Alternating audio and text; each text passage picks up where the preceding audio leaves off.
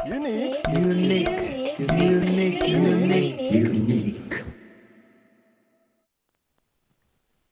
Haleluya, shalom teman-teman. Siang hari ini kita akan kembali menikmati hadirat Tuhan bersama dengan kami dari GOB Palangkaraya. Mari siang hari ini kita buka hati kita mau menyembah Tuhan bersama-sama dalam ibadah soul catcher. Kita angkat tangan kita siapkan hati kita bersama-sama berdoa. Kami buka hati kami Tuhan untuk menyembah Engkau siang hari ini. Sebab kami menyadari Tuhan kami boleh ada sampai hari ini semua karena kebaikan-Mu bagi kami. Ini setiap kami anak muda-Mu Tuhan dimanapun kami berada. Kami membawa kerinduan kami Tuhan untuk menyembah Engkau. Sebab kami percaya hanya dekat dengan Engkau Tuhan hati kami akan tenang.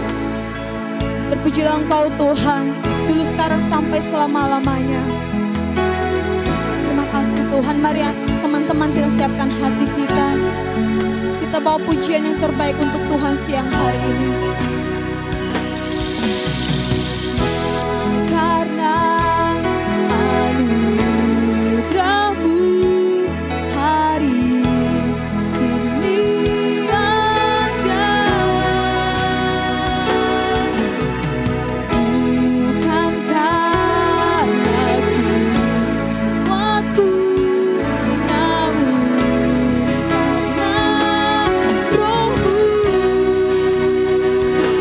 ku bawa hatiku, penyembahanku terus makin berkurang, Yesus makin bertambah. Mengikut Yesus itulah kesukaan hatiku. Ku lepas semua halku untuk mengenal kehendak-Mu.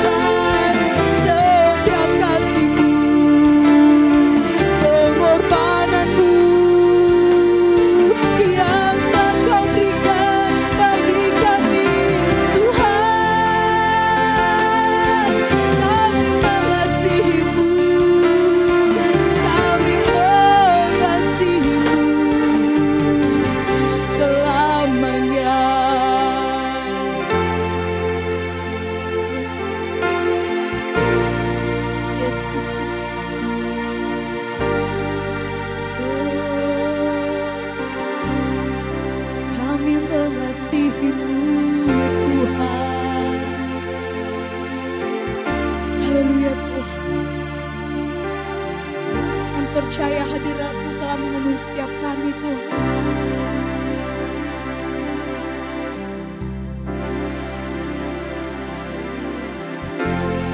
Mari lebih lagi kita agungkan nama-Mu.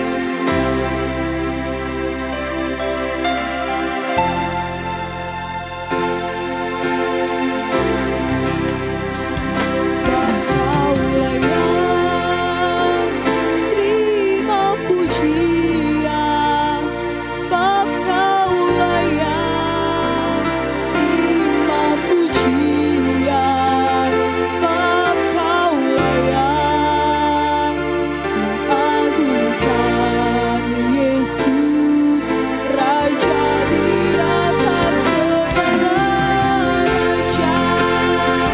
Sebab Kau-lah yang terima pujian, sebab Kau-lah yang terima pujian, sebab Kau-lah yang kuagungkan Yesus, Raja di atas segala raja.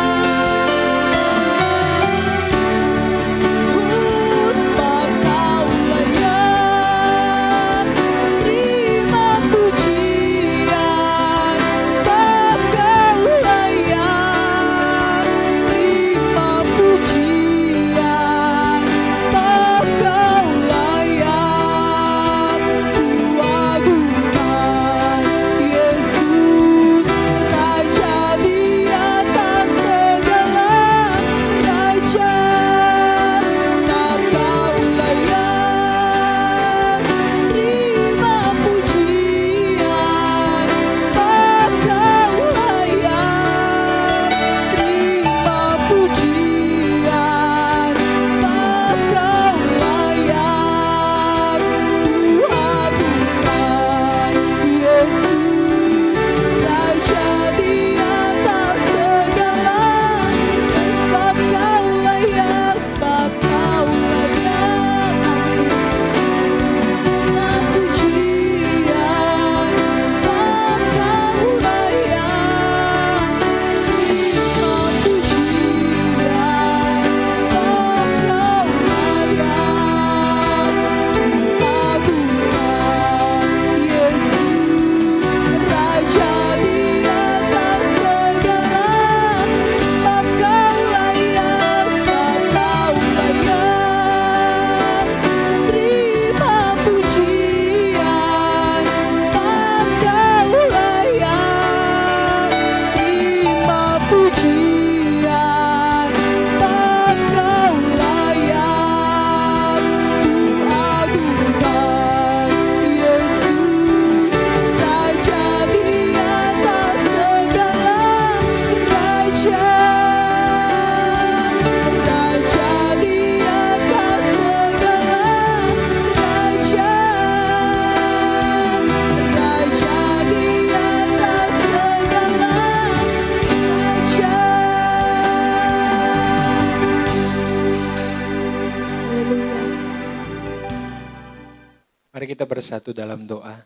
Kami bersyukur buat kebaikan Tuhan bagi hidup kami. Engkau selalu ada bagi hidup kami. Engkau menyertai kehidupan kami. Hingga kami ada sampai siang hari ini semua karena anugerah dan kebaikan Tuhan. Kami bersyukur buat kebaikan Tuhan. Oleh sebab itu kami mau menyerahkan hidup kami sepenuhnya buat Engkau ya Bapa. Dan siang hari ini kami rindu mendengarkan kebenaran firman-Mu. Biar setiap firman yang hamba-Mu sampaikan dapat mengubahkan setiap kehidupan kami. Sehingga kami menjadi orang yang berkenan di hati-Mu ya Bapa. Terima kasih kami sudah berdoa dan mengucap syukur. Mari yang siap untuk mendengarkan kebenaran firman Tuhan bersama-sama kita katakan. Amin. Shalom soul catcher yang diberkati oleh Tuhan. Boleh lebih semangat lagi, shalom. Puji nama Tuhan. Saya mengucapkan selamat hari Minggu buat kita semua. Dan saya percaya kita semua dalam keadaan yang baik, amin. Kita disertai oleh Tuhan yang luar biasa. Yang tidak akan pernah meninggalkan kehidupan kita. Yang percaya katakan amin. Puji nama Tuhan. Hari ini saya akan membagikan kebenaran firman Tuhan kepada teman-teman semua. Dengan tema berjalan bersama Tuhan. Seperti yang tadi saya sudah katakan bahwa kita punya Tuhan yang tidak pernah meninggalkan kita. Amin. Tuhan yang selalu ada bersama dengan kita, berjalan bersama kita. Lewat lembah kekelaman, ya, sekalipun dalam situasi yang sulit, dia tidak pernah meninggalkan kehidupan kita. Dia selalu ada dalam hidup kita. Karena dia katakan bahwa ketika dia naik, dia akan memberikan seorang penolong bagi kehidupan kita, yaitu Roh Kudus-Nya. Menyertai kita, dimanapun kita berada dan kapanpun. Dia tidak pernah meninggalkan kita. Amin. Tuhan itu selalu ada. Tuhan itu ada di mana-mana, dimanapun kita berada. Hanya terkadang masalahnya adalah kita tidak menyadari kehadiran Tuhan tersebut. Kenapa? Karena kita menutup mata kita, karena kita menutup telinga kita kepada kehadirannya, kepada kehadiran Tuhan itu. Teman-teman perlu kita sadari bahwa Tuhan bukan hanya Tuhan yang ada di kiri kanan kita, tetapi kata Alkitab, tuh dia ada di dalam kehidupan kita. Di dalam kehidupan kita, bukan hanya sekedar kiri kanan depan belakang kita. Ini yang harus kita sadari, bahwa dia selalu ada dalam hidup kita. Dan kita bersyukur akan hal itu. Kita bisa melihat dampak dari orang yang merasa bahwa dirinya itu sendiri. Bahwa dirinya itu tidak berjalan bersama dengan Tuhan. Yaitu yang pertama, orang itu mudah yang namanya takut. Mudah yang namanya khawatir dalam hidup ini. Kenapa? Karena dia merasa bahwa dia sendiri. Tuhan gak ada buat dia. Dia berasa bahwa apa yang dia lakukan dengan kekuatannya sendiri. Oleh sebab itu kenapa ada orang yang takut akan masa depannya, takut kepada pekerjaannya, sekolahnya, karena dia tidak menyadari bahwa ada Tuhan dalam dirinya. Teman-teman yang diberkati oleh Tuhan, kita harus sampai kepada satu titik.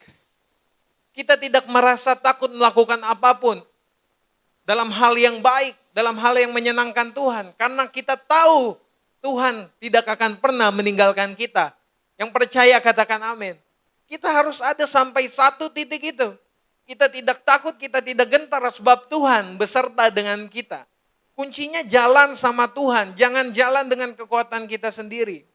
Yang kedua, dampak dari orang yang tidak sadar bahwa ada Tuhan di dalam dirinya adalah orang itu mudah ceroboh dalam hidupannya. Kenapa? Karena dia merasa tidak ada orang, tidak ada Tuhan yang memperhatikan dirinya. Kita harus sadar bahwa ada Tuhan yang selalu memperhatikan kita. Kalau kita tidak sadar adanya Tuhan di dalam kehidupan kita, kita akan bertindak ceroboh. Kita akan mudah jatuh ke dalam yang namanya dosa. Kita merasa bahwa kita ini bebas, tidak ada yang melihat kita. Oleh sebab itu sebagai anak-anak Tuhan, orang-orang yang percaya kepada Tuhan, percayalah bahwa Tuhan itu ada dan kita bisa berhati-hati dalam bertindak agar apa yang kita lakukan sesuai dengan kehendak Tuhan, tidak menyakiti hati Tuhan. Hari ini kita akan belajar bagaimana caranya agar kita dapat merasakan bahwa menyadari bahwa kita sebenarnya nggak sendiri, bahwa sebenarnya ada Tuhan dalam diri kita. Kita akan belajar dari Injil Yohanes pasal 14 ayat 15 sampai 18. Kita mau belajar bagaimana kita sadar bahwa sebenarnya kita tidak berjalan sendiri, tapi kita berjalan bersama dengan Tuhan. Yang pertama, Yohanes 14 ayat 15, jikalau kamu mengasihi aku, kamu akan menuruti segala perintahku. Sampai di situ dulu. Injil Yohanes katakan bahwa orang yang mengasihi Tuhan adalah orang yang menuruti perintah Tuhan. Orang yang katanya mencintai Tuhan adalah orang yang mau melakukan kehendak Tuhan, perintah Tuhan, taat kepada Tuhan. Jadi hari ini kalau kita katakan kita mengasihi Tuhan, kita harus taat kepada Tuhan. Sekalipun orang menjahati kita, kita harus tetap mengasihi dia. Sekalipun orang mengejek kita, kita tidak boleh mengejeknya, tetapi kita tetap mengasihinya, berbuat baik kepada orang yang jahat kepada kita. Itu perintah Tuhan. Mengasihi. Banyak lagi perintah Tuhan yang harus kita tahu dan kita kenal dari kebenaran firman Tuhan yang harus kita baca setiap harinya. Ya, jadi orang yang mengasihi Tuhan adalah orang yang taat kepada Tuhan. Dan saat kita sudah taat kepada Tuhan, maka ayat 16 dikatakan, Aku akan minta kepada Bapa dan ia akan memberikan kepadamu seorang penolong yang lain, supaya ia menyertai kamu selama-lamanya. Artinya apa? Orang yang mengasihi Tuhan dan melakukan perintah Tuhan adalah orang-orang yang akan disertai oleh Tuhan. Tuhan katakan dia akan meminta kepada Bapa agar memberikan seorang penolong. Siapa itu? Roh Kudus dalam diri kita. Di ayat 17 dikatakan roh kebenaran. Ya, jadi untuk kita merasakan kehadiran Tuhan, berjalan bersama dengan Tuhan, yang pertama taat. Taat kepada perintah Tuhan. Roh Kudus hanya diberikan kepada orang yang mau mengasihi Tuhan. Dan kunci dari orang yang mengasihi Tuhan adalah taat kepada perintahnya Tuhan.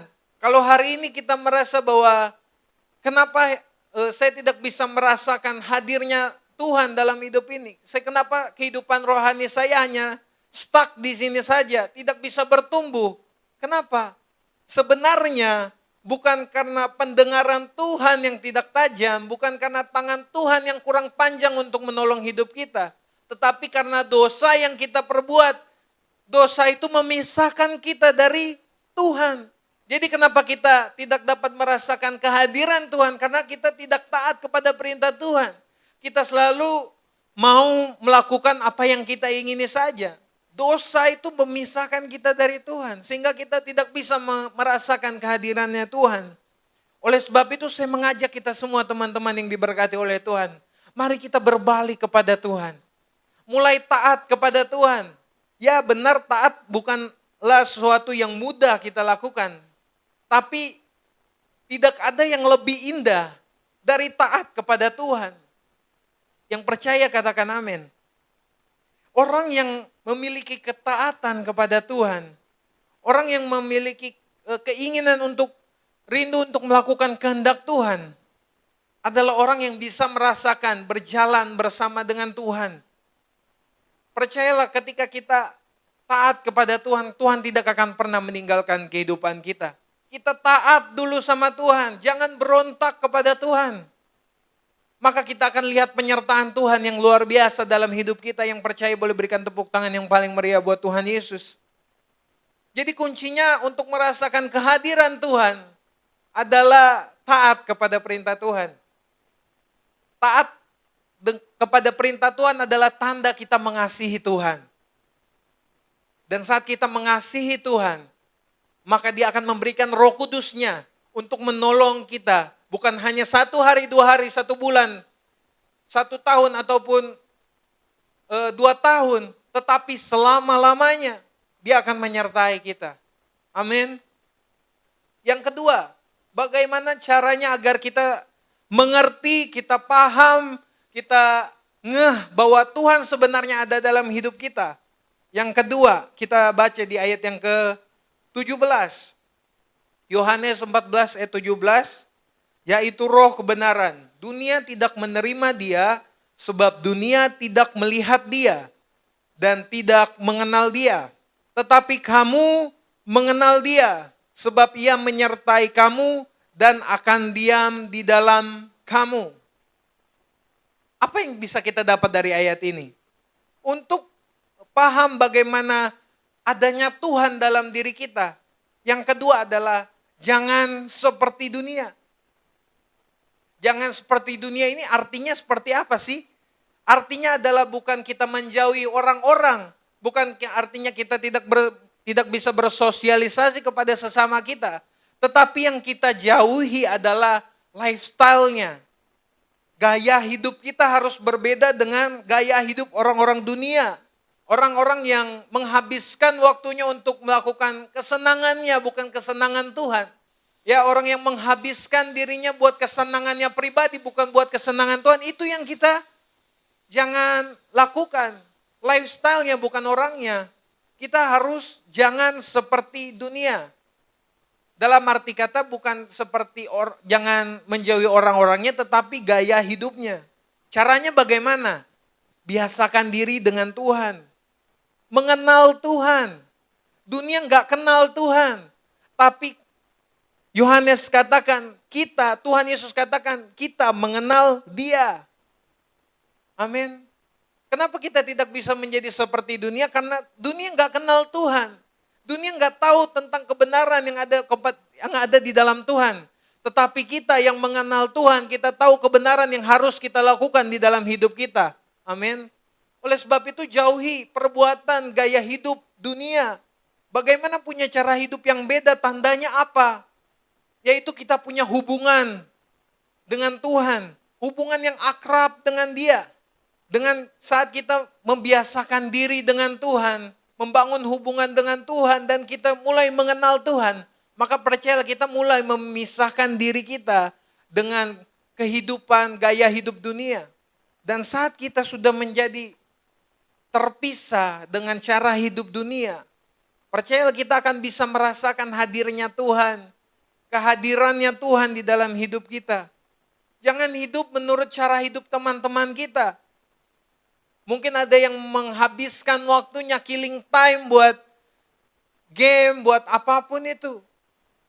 Buat pesta, buat apapun yang keinginan daging kita saja. Tapi tidak mau menyenangkan hati Tuhan. Itu yang kita jangan tiru.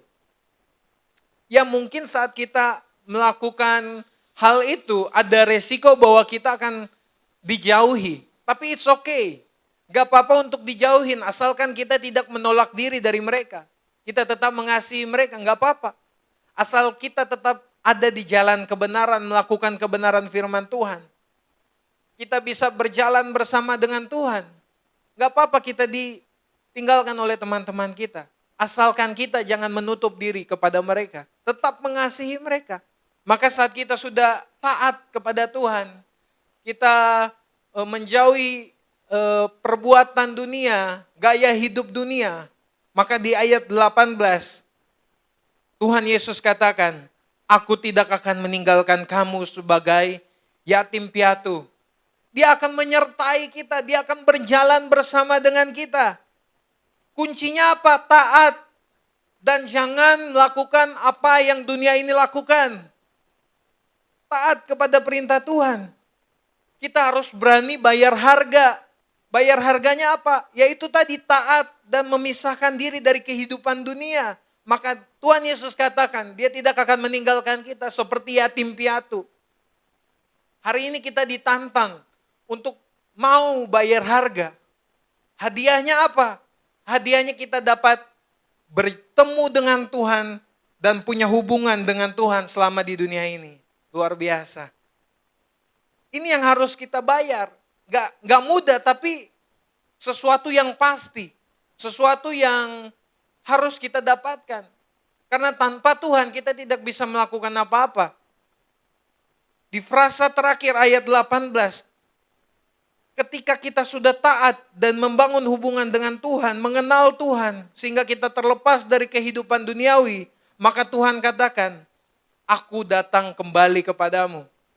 Ketika kedatangan Tuhan kedua kali, ketika kita sudah melakukan perintah Tuhan, taat kepada Tuhan, tidak berontak kepada perintah Tuhan, dan kita mengenal Dia, membangun hubungan dengan Dia, memisahkan diri kita dari kehidupan duniawi, ya, tidak sama seperti dunia, maka Tuhan katakan saat kedatangannya kedua kali, Dia akan datang kepada kita. Berikan tepuk tangan yang paling meriah buat Tuhan Yesus.